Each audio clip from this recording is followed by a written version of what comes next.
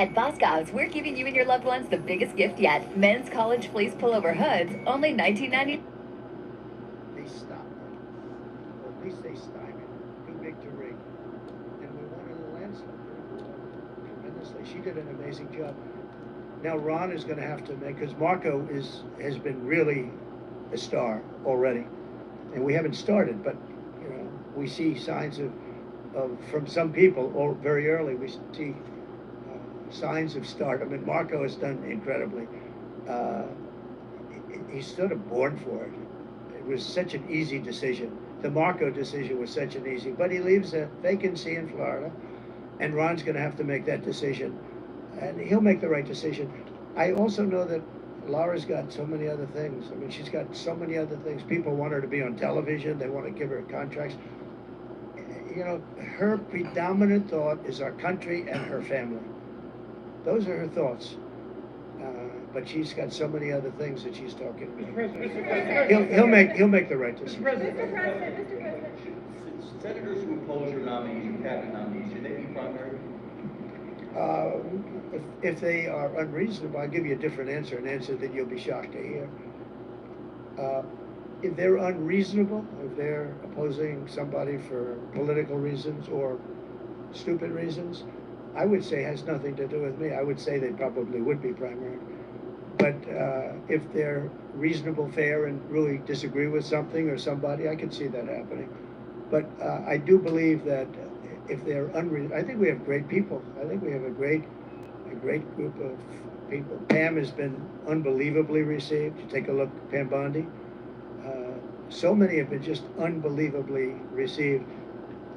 I think Pete Hegseth is making tremendous strides over the last week. He's going to be great. Look, he went to Princeton, he went to Harvard, he was a great student there, but he really was, from the first day I met him, all he wanted to talk about was military. He's just a military guy. I think it's a natural. This was my idea. And Pete Hegseth gave up a lot because he was going big places in Fox, big places, a lot of money. And he didn't even hesitate. When I said, do you want to do this? He said, absolutely. I said, if it doesn't work out, you'll never have the opportunity that you have right now in terms of the world of entertainment or business, whatever you want to call it. You'll never have that opportunity again. In fact, it could be just the opposite because it's nasty out there. He said, I don't care, I have to do it for my country. He gave up a tremendous amount. If this didn't work, it would be a tragedy. Because, but that's what he loves. He loves the military. I never talked to him about anything else. He'd talk about the military. He'd come to see me about a soldier that was unfairly treated, and could I help? That's the only thing I virtually ever talked to him about. And I always remembered it. I've seen him many times. I don't think I've ever had a subject on anything other than military with him. That's where his love is. And he didn't say, well, I'd like to think about it. I'd like to talk to my family. He said, not even a contest. And he was going through the roof over there. He was doing great. They have the #1 show that Saturday and Sunday with Will and Rachel. That was great chemistry. And this didn't work out for him. It would be actually sort of tragic. Yeah. Would you consider working every Yeah, I would. Yeah. I think that he was treated pretty unfairly. Now, I haven't seen the gravity of it all, but it seems, like being upgraded in an airplane many years ago. I know probably everybody here has been upgraded. They see you're all stars, and they say, I want to upgrade that person from NBC. I'm going to upgrade him. And that would mean you'll spend the rest of your life in prison. I don't know. Somehow, I'd have to see it because I don't know the facts. I think he was treated, it's very interesting. When he essentially went against what was happening with the migrants coming in, he made some pretty strong statements like, this is not sustainable. I said, you know what, he'll be indicted soon. And I said it, not as a prediction, a little bit lightheartedly, but I said it. I said, he's going to be indicted. And a few months later, he got indicted. So, yeah, I would certainly look at it. Mr. President, can I ask you a question about the drones?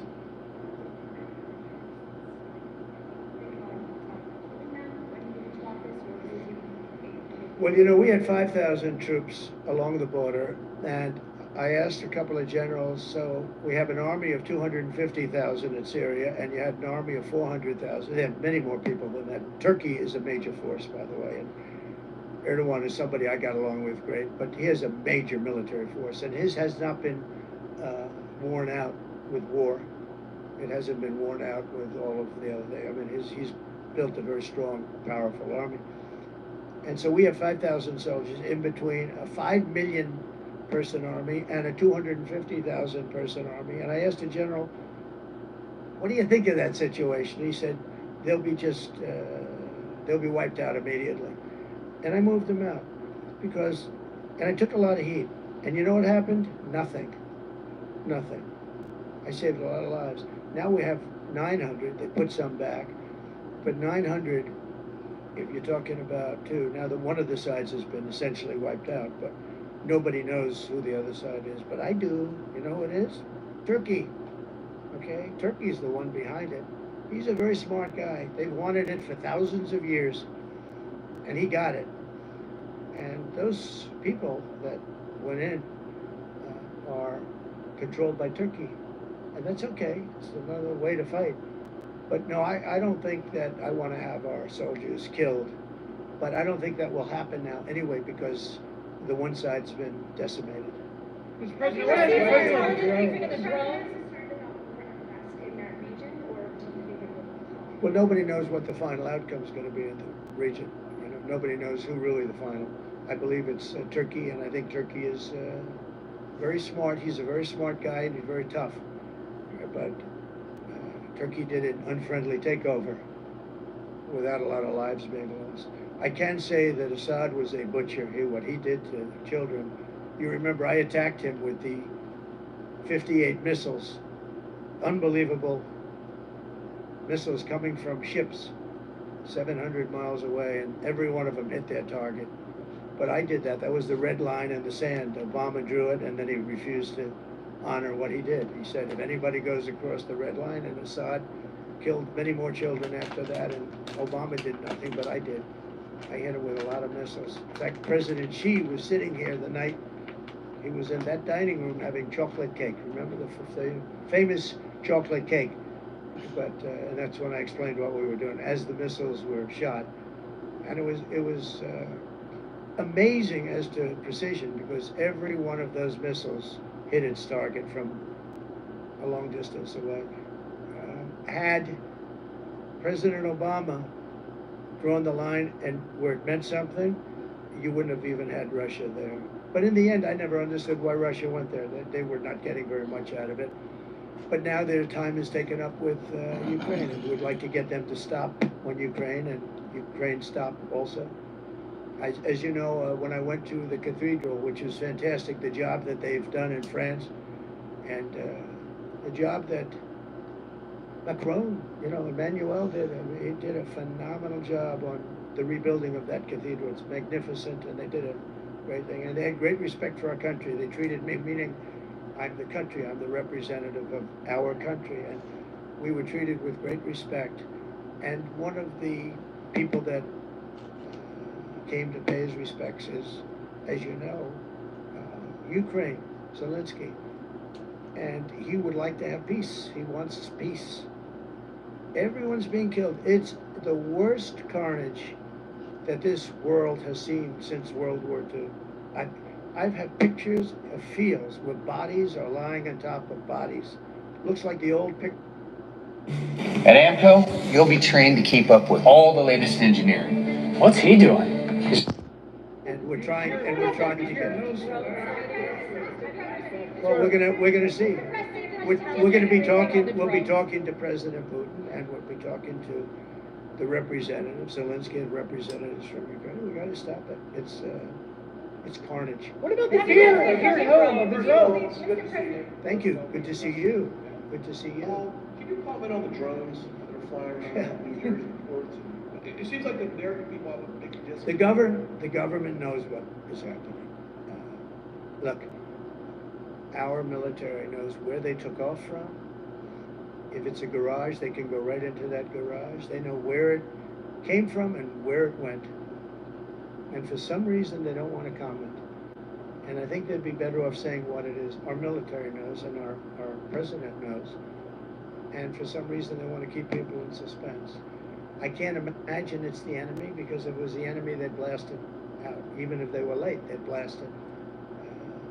Something strange is going on. For some reason, they don't want to tell the people, and they should, because the people are really, I mean, they happen to be over Bedminster.